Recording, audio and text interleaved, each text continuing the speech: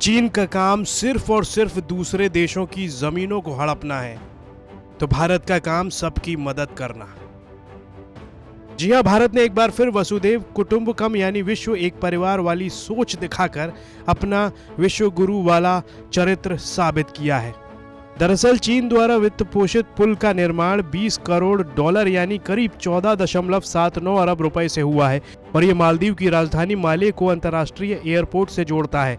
भारत हमेशा मालदीव को अपना सहयोगी देश मानता रहा है।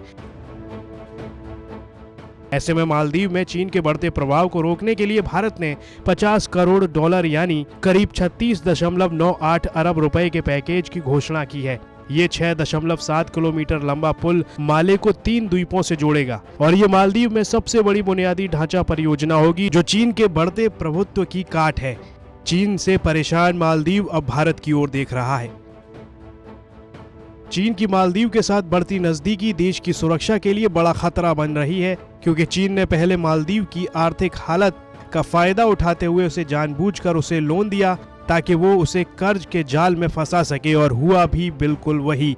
चीन ने ऋण की ब्याज दर 1.5% से बढ़ाकर 2% कर दी। इतना ही नहीं, चीन ने उसे 1 करोड़ डॉलर का कर्ज तुरंत चुकाने का नोटिस भी दे दिया है।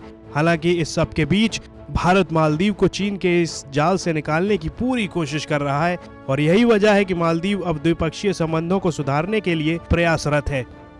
भारतीय विदेश मंत्रालय के अनुसार सोले की सत्ता में आने के बाद मालदीव को दी जाने वाली वित्तीय सहायता 2 बिलियन डॉलर यानी 147.92 अरब रुपए से अधिक हो गई है और ये मालदीव के महत्व और भारत के दृष्टिकोण की ओर इशारा करता है।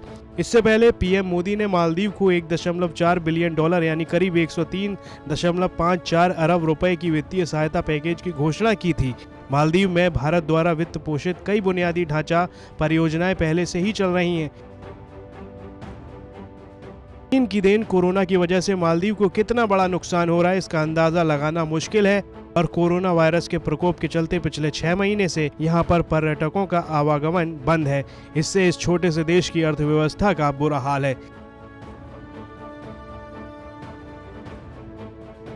फिलहाल कई ऐसे आंकड़े हैं जिन्होंने चीन की इस चाल की पोल खोली और दुनिया के सामने उसके सच को उजागर किया, लेकिन अब भी अगर कोई देश चीन के इस झांसे में आ रहा है तो ये खबर वैसे देशों के लिए चेतावनी है जो अब भी चीन से गलबहियां कर रहे हैं।